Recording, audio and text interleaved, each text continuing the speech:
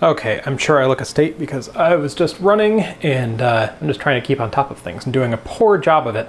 But I wanted to make this slightly more than just talking to camera video, mostly because I want to try getting that keyboard working, and I think I have most of the stuff to make it work, maybe.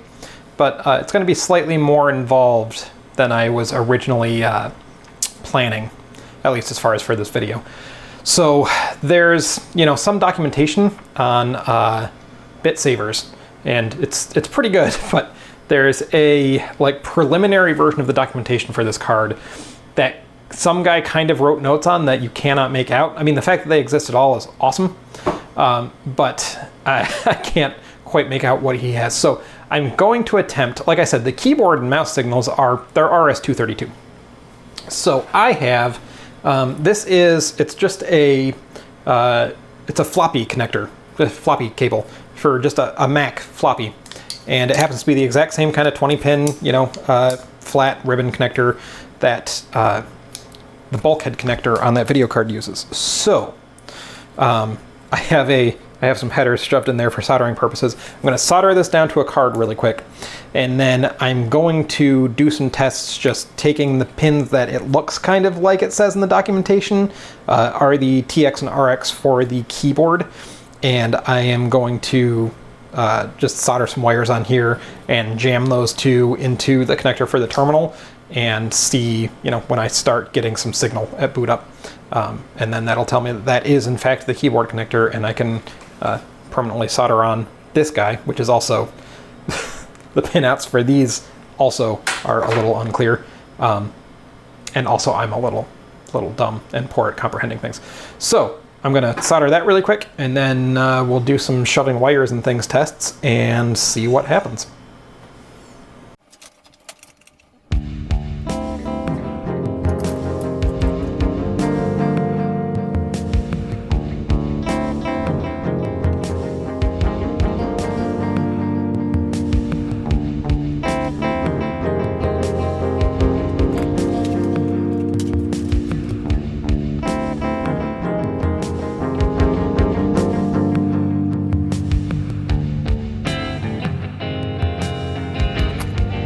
So, I will need to do that anyway, because this will be ultimately the actual board that I'm going to use to connect everything up to the video card.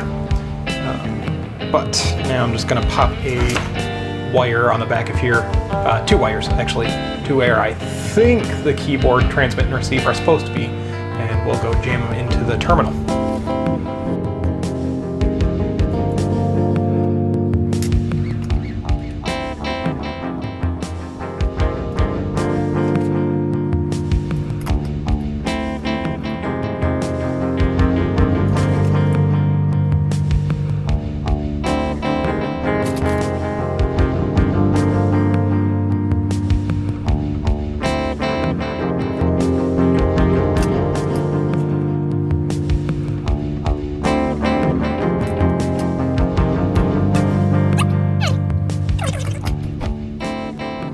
Okay, so here's a quick look at the setup.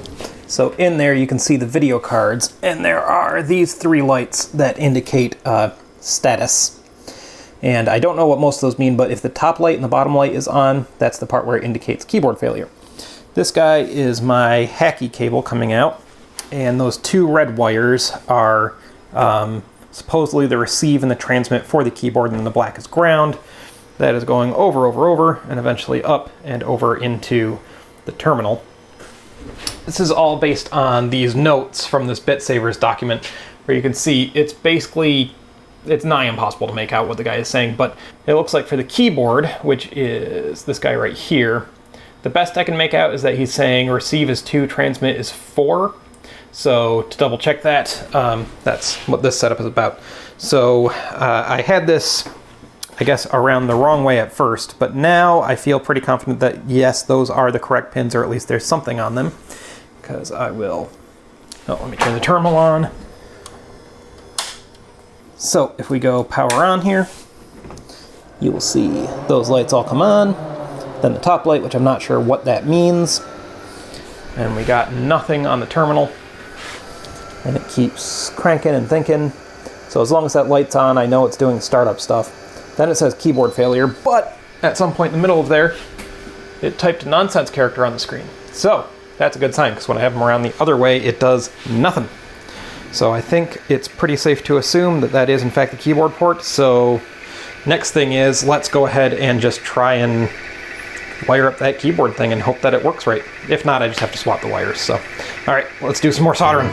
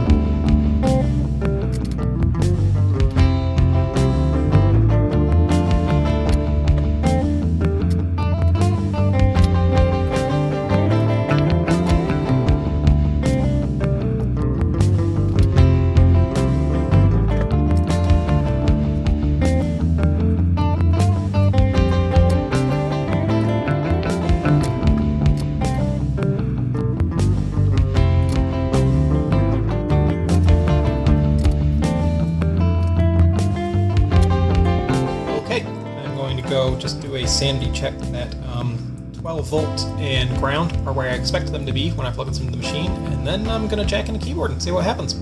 Okay, so kind of a funky situation. I'm not going to plug in the terminal yet, or any kind of terminal. I mean, it's plugged in, but I'm not going to look at it yet. I've got the keyboard plugged into that adapter I just made, which hopefully is right.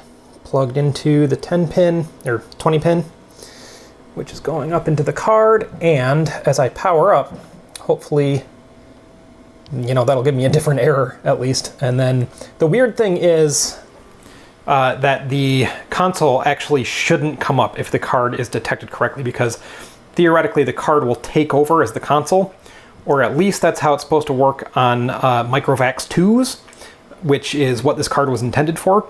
So I don't know, you know, perhaps that depends on the ROM on the CPU card, in which case maybe it won't do that. I honestly am not sure, but hey, let's power it on right now and we'll see what those lights do.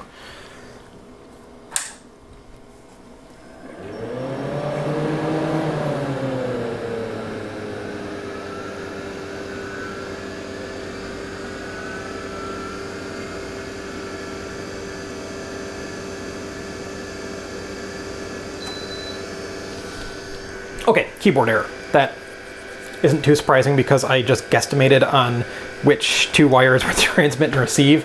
So I'm gonna swap them real quick and then we'll try again.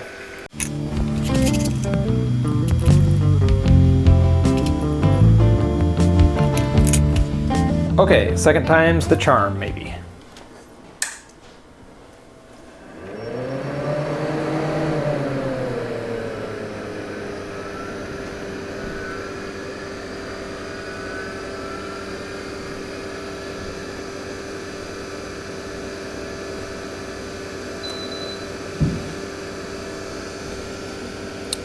Well, there's your problem right there. Third time's the charm, or this shit's broke.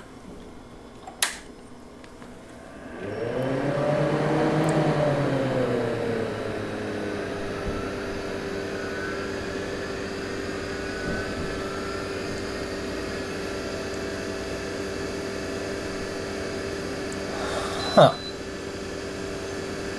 Alright, sad update. This sucker is dead.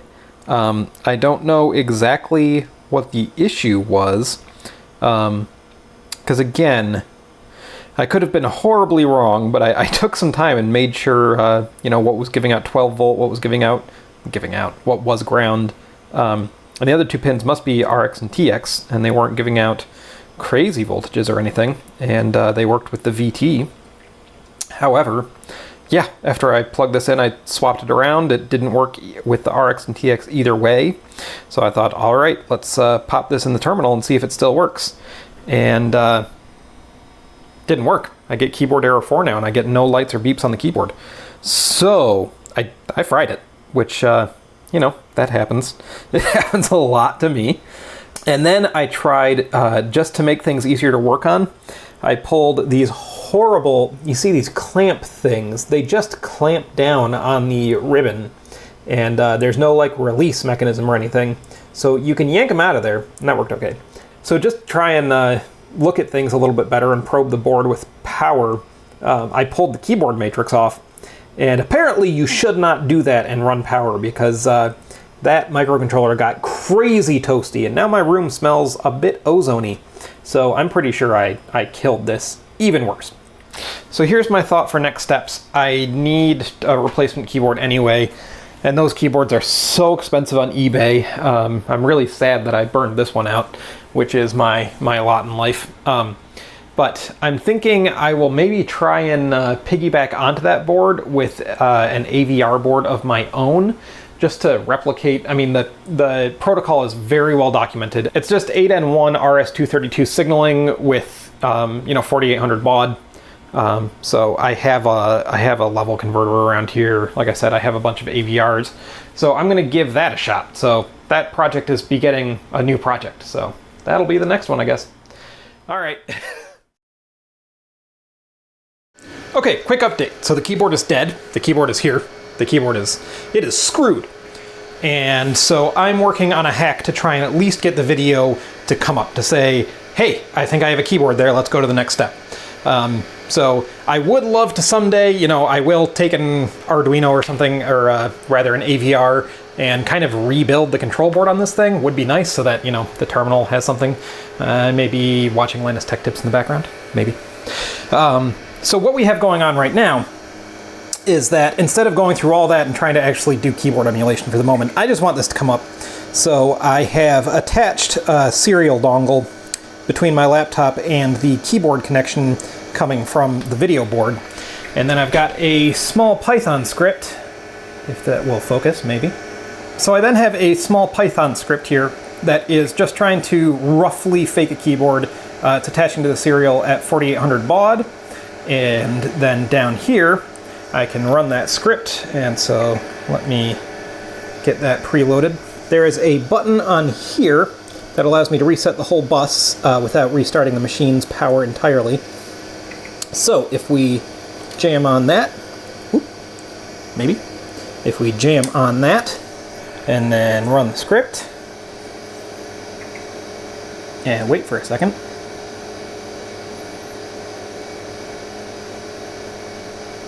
There we go. Okay, so you can see it sends kind of a, hey, please start up keyboard command. I send it some data. There's actually the ID of the keyboard right here, and then did I have any keys down? Did I have an error? And then I'm just trying to kind of deal with what it sends me and send back something good. So far, I'm just sending, these are ACKs, all of these BAs. And these are all kind of like keyboard configuration settings. These are setting how the key codes will be sent, whether you get a make and a break, whether you just get a make, or whether you just get a break, I think. So hopefully that'll be enough. I just want to get this far enough that it will pretend that the keyboard was initialized, which I'm sure I won't have to, it's probably just ACKs all the way down. And then enters the loop where it says, I'm just waiting on a keyboard press to come in, which will be hopefully good enough for us that it will then decide to try and take over as the console device from the CPU, which is apparently what's supposed to happen. And we can see if, it starts generating video, and that would be cool. But yeah, I'll keep pressing on. I'll keep trying to send as many ACKs as I can until it just stops ACKsing me questions. And we'll see where we're at after that. Okay, so big update. Let me just show you what my last trace looked like. Okay, so you can see here, acknowledge, set something, acknowledge, set something, same back and forth we've been doing. Down here I hit a nice fun one. A7 is the code for ringing the bell on the keyboard, which in my experience with the terminal means everything's ready to go. I sent it another acknowledge after that, which, I don't think I really need that. This is a fluke. Actually, after that acknowledge and after the bell ring, it doesn't send me anything. The other really exciting thing is that it also puts out all the lights on the front of the, like the diagnostic LEDs on the video card. All lights off, which is what it is, in the manual means no errors detected, like good to go, that's the best code, post, completely went through okay. So well, let me show you my current setup and show you a cool demo that is very promising to me, and I feel like means that I can move on to the next big step. So firstly, you can see this is not attached to anything right now. It's not attached to my, fakey front panel adapter here whatsoever. The front console is currently connected, as it always is, hello foot, over to my Quadra 700. And then this is very roundabout because I didn't want to film on a CRT, but I am now connected to the Quadra 700 over Telnet on my O2. And you will see, I'll power up the machine and you'll see what comes over the console port right now. Again, remember, no keyboard, or keyboard emulation is attached to the video card. So let's power it up and go on over here. This may take a second. I may have to fast forward through this. Oh, there we go. Okay, so we get a dump of the registers, which is interesting. I think that may be because the video card is failing, not sure, because the video card is failing. And this is all I really need to show you because, as you can see, the basically the post that's happening on the CPU board is coming through over the console serial port just fine. And there's the boot prompt. And if we go over here, we get those two lights on the video card that mean keyboard error. So, so far that's no change. Let's check out something else though. I'm just going to go ahead and oh boy, one-handed. I'm going to put you down for a second, all right? Bye. Okay, we're back. So now I have connected this back up to my serial keyboard emulation thing. And what I'm going to do is start it up, run my little emulation script, and we will see what happens now. So let's power it on. Let's start the script.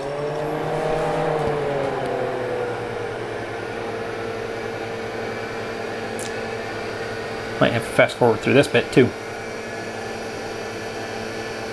Okay, so it's doing the back and forth. There's my A7 for the keyboard beat. And then if you look down here, check that out. All the lights are out. But even cooler, nothing happened on the console. That is a very, very good sign, because what is supposed to happen, as far as I have read in the literature, I can't even remember where I've read this now, so many freaking things I've read now, but what's supposed to happen in the kind of VAX station, which is actually, I don't know if it's called the VAX Station 3, that card is for basically a MicroVAX 3 set of hardware. Whatever the VAX Station version of that is. So firstly, whether things are interchangeable between a VAX Station and a MicroVAX, I don't know in the first place. I'm not a VAX person. VAX people, graybeards would probably know. But what the documentation says is that what's supposed to happen is that card has startup ROMs in it. Obviously, they're doing the keyboard test. But those are also supposed to be able to test for, well, what they do is they take over for the CPU and kind of somehow magically, I don't know the mechanism, but tells the CPU, hey, I'm a console device, don't use your console. So nothing coming out of the console here when it detects the keyboard properly is an awesome sign. So now I guess the only thing that I have left to do, the only thing that really I can do next is find some VGA connector somewhere and try and find the right pins on there to hook it up and see if this crappy multi-sync monitor sees video signals, I will hopefully get a console on there. Now the difficulty there is, of course, I don't actually have keyboard emulation set up. So, it's a next step to see if things are working. But after that, I'm going to have to emulate a keyboard because I have to put in the boot commands. If I can't put in the boot commands, I can't boot the thing and get to the next step of hopefully seeing deck windows come up. So that's tough because, I can't put them in through the console. Nothing's happening on the serial console because the video card's taking over. So that's an interesting problem. Anyway, that's my next thing. I think I'll cut off the video here. That's a lot of project. But I hope you found that interesting. I hope you had the thrilling ride with me of the low of breaking that keyboard, followed by the high of this hack apparently working. It was, I mean, even just getting it talking to my serial port and having stuff come across was really a huge relief, because it meant that I was getting the pin out right-ish, which was, you know, not very clear. And that, you know, I was understanding the communication protocol properly, which in itself was a huge step. So now we just have to pretend we're a keyboard. I have to do that anyway to try and revive my LK201. So, all right, tune in next time. Next time I'm going to get video running, hopefully. Maybe we'll start putting together, you know, new brains for the LK201, or I'll just be writing better keyboard emulation from my laptop to move us forward. I don't know. We'll see if we get deck windows next time. I really don't know. But thanks for tuning in. As always, thanks for spending some time with me. You know, that's part of the whole thing about this channel, is I just, we're few and far between, and having some people come in and basically spend time with me to like check out what I'm doing and find some interest in it, you know, means a lot. So thanks for coming and chilling with me, and I will see you next time.